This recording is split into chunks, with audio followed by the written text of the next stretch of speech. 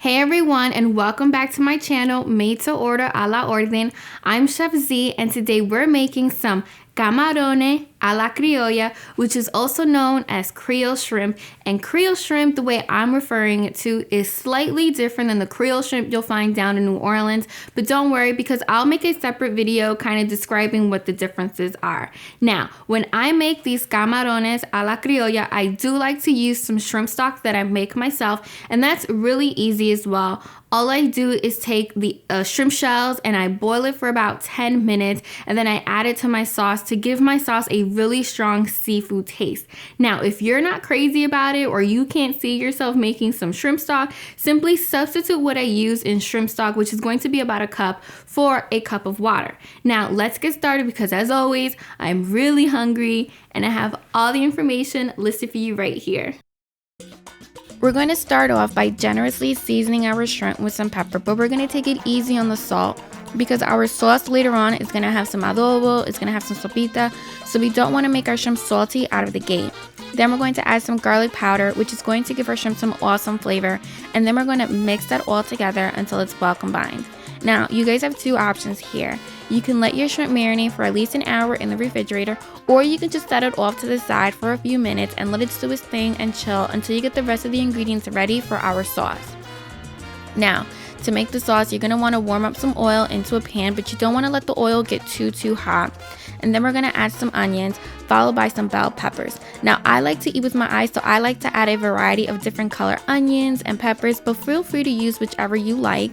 Then we're going to add some fresh garlic and some adobo, followed by some ground oregano. Now, you can use regular oregano if that's what you have on hand, and then half of a sopita, which is the same thing as a chicken bouillon cube. I'm going to give that a nice stir until it's well combined as well, and then we're going to let it do its thing, and we're going to let it saute for about 5 to 10 minutes until it becomes nice and soft and translucent. And you want to stir it constantly because you do want to make sure that it doesn't stick to the bottom of your pan. Now, I will tell you guys this. Your house is going to smell amazing. I personally love sauteing onions and peppers into my house because it really makes me feel like I'm cooking and that I'm doing a great job. So once it gets nice and soft, you're going to want to add your tomato sauce. Now, you can also use tomato paste, but I personally prefer to use tomato sauce when I'm making this dish because it's a little easier to work with. So we're going to mix that together until it's mixed with the onions and peppers, and we're going to let that simmer away for about 3 minutes because we want the sauce to take on the flavors of those onions and peppers. Then we're going to add the capers and the recao and give that a stir as well. Now, you can also use olives if that's what you like, or you can skip this step altogether. I personally love the saltiness that capers give to a dish. And then we're going to let that stew for about 3 minutes. Now we're going to add the shrimp stock, and I want to talk to you guys a little bit about this ingredient. So shrimp stock is really easy to make. You simply boil the shrimp shells for about 10 minutes and voila, you have some shrimp stock. But it is going to give your sauce a really strong seafood taste and flavor. So if you're not a big fan of strong seafood flavors in your sauce, then simply use water and your sauce is still going to be delicious.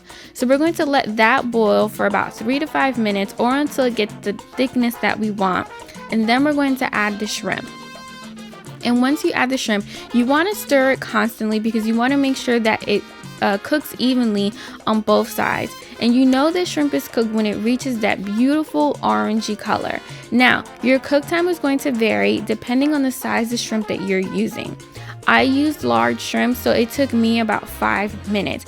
And you want to be sure not to overcook your shrimp, and this is really important. So pretty much, once your shrimp gets that orangey color on both sides, turn off your sauce.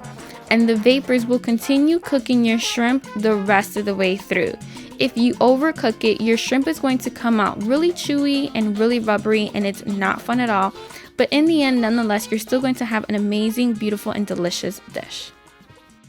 So there you guys have it, my recipe for some camarones a la criolla, which are also known as Creole shrimp. Now, these shrimps are super tasty and super delicious, and my favorite part about this dish is that it pairs really nicely with pretty much whatever. Now, my favorite way of having them is with some white rice or some boiled plantains, but for those of us out there on a diet, these things also pair really nicely with some veggies, mainly some zucchini noodles, and that's actually how I had it last night for dinner. Now, if if you guys have any questions on this recipe or anything you've seen here on my channel, visit my website, chefzcooks.com. Don't forget to like and subscribe and follow me on social media, and I have my information listed for you right here, and right here.